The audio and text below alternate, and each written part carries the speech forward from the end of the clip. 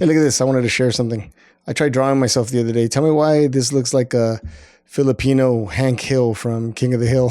Anyway, today I wanted to share something that I learned this week. I've been working on the human eye for some time now, and I think I finally cracked the code. I realized that there is a way that you can sketch the human eye and that the eye can come out pretty close with this little hack, if you want to call it that.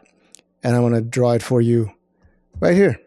So if you're ready, grab a pencil, pen, whatever you like, and let's do this. By the way, the program that I'm using is Procreate. I love this because if you mess up, you can erase, you can do all sorts of awesome stuff.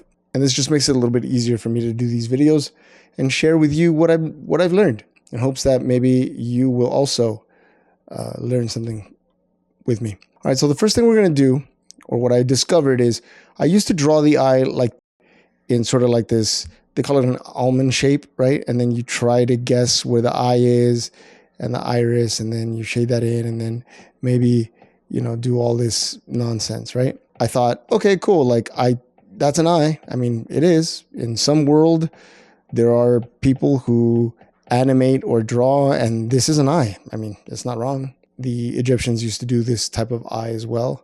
By the way, in Procreate, if you hold 3 fingers down and you shake, you can erase everything.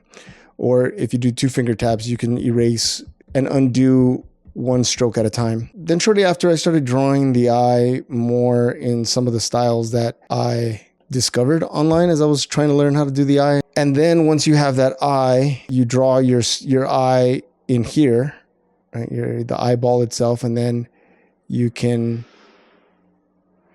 you know, draw the eye. So there's that version of it, right? I tried that version. It works, but there's an even better way to do it, and I'm about to show you. So the first thing that I discovered is that the eye obviously is this circle. Here, I'm going to cheat and use Procreate to help me draw a perfect circle. So usually with Procreate, what you do is you draw the circle, and if you hold, it'll keep that circle shape. And if you put your finger on it, it'll make a perfect circle. So that we have a perfect circle. And I could draw another circle inside here and then hold it. And now I have that. And then if I draw another one inside and hold it, I have this. So then I could shade, you know, this, and just very lightly shade the eye. So there we have it. We have a basic idea of what the eye is going to look like. Now, I know that the upper eyelid will cover part of the iris. It'll go somewhere like right there, and the lower eye will go somewhere here. If the eye opens up more, then obviously this could be a little bit slightly higher, and then this one lower, whatever the case may be. What I discovered is that the part where the tear duct is here, and this line for the eyeball lands right there at the edge of the tear duct. Right? Let's just say that this is the tear duct. It falls right there, right in that little gap. And on the other side of your eye, where it meets, this line, let's just connect it like this for now, will be at the end of the eyeball itself too. So it's going to meet right there. That's where the eye is going to meet. So what I discovered is that if I draw the tear duct, and then I draw, or I make a point where I want the eye to end, I could make the upper lid wrap around the eye, right? So it might go in and then wrap around the eye, and then actually go over the eye. The lower lid is also going to wrap around the eye and then finishes right there, because there's a little bit of skin there, right? So that's the basic idea for this eyeball. I'm going to open up a new layer and then lower the opacity to this one so you can barely see it there. And I'm going to redraw it. But this time, I'm going to use another pen that has a little bit of a darker line.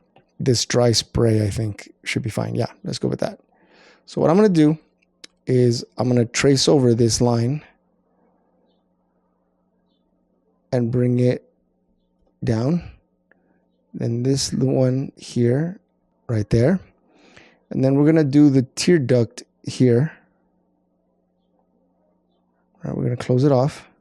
And depending on which angle you're looking at the eye, you're either going to see a little bit of the inside or the thickness of the skin. Let's just say that this is the skin, this part of the skin. So let's just say the skin itself is this thick. Okay, it's this thick. You're going to be able to see this plane. So imagine if the skin was a square like this, you'd be able to see this side of the square. So here we can draw a thin line. Okay, for the sake of illustrating this, let's draw it that thick. Let's shade that in just so you can see. Oops. I'm going to create a layer underneath for shading. Just so you can see. You'd be able to see the skin on the inside part of the eye like that. Now the lid, the upper lid itself will either wrap itself around like this, and you have a big lid. But there are people who have the eyebrow part of the skin flaps lower. So this line will actually be smaller because now you have this eyebrow up here, and this skin folds over this lid. You get it? So there's the part of the eyebrow, and then this is part of the lid itself, the lid that goes over, right? Some people have this part over the lid. So what I learned is that I could make this one look like it's wrapping around the ball itself. And then this skin up here is where the eyebrow is. And this is the part that's right below the eyebrow. And this is the lid itself. Same thing here. This one will oftentimes wrap around almost with the ball itself because the eyeball is pushing it outward. So the eyeball is pushing the lower lid out and the upper lid out as well. So it's like this. If this were the eyeball in the socket, the upper lid won't be flat. It'll be sticking out. Or let's just say this is the lower lid. See how there's that gap? It goes around the eyeball. So that's what it's doing. It's wrapping itself around the eyeball. Same thing for the upper lid. The upper lid would be up here, wrapping itself around the eyeball. So it's easier to draw the eyeball itself first, and then the skin that wraps around the eyeball. So then all you need to do is draw the eyeball itself, and then just color in the eyeball itself. There's the eye. You can even go a little bit darker around the eye, on the outside part of it. And then you could take a gray color, bring the opacity down, and do a shade. Give the impression that the upper lid is creating a slight shade on the eyeball itself. Let me delete the original sketch so you can see. See, now the eyeball is sticking out. Now the challenge for me is going to be in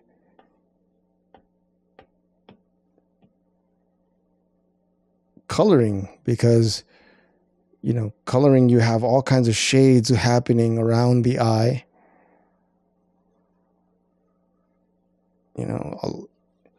There's the bottom shade there, which is a lighter skin tone, if you will, right? That goes all the way around the eye. But then there are shades where, like here, there'll be slight darker shade. And there might be a little bit of shade underneath between this flap here. This would be where the nose is. So there will also be a shade happening here, a shadow happening here above that. Right here, right? Between the nose happening here like that. And then out here as well. And then you might even have actually a darker line here around the eye and the tear duct. And this actually would be too dark. It's more of that shade. Then the eyeball itself, you're not going to want to color white because that doesn't look natural. It's going to be more of like a grayish color, maybe toned down a little bit.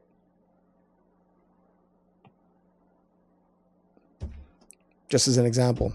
So I have gotten a little bit better at sketching that eye. And the key for me is drawing the eyeball first and then wrapping this piece of skin around the eyeball. So now the eyeball serves as a map that tells me how that skin is going to sit in relationship to the eyeball. Once I discovered that, it was on like Donkey Kong.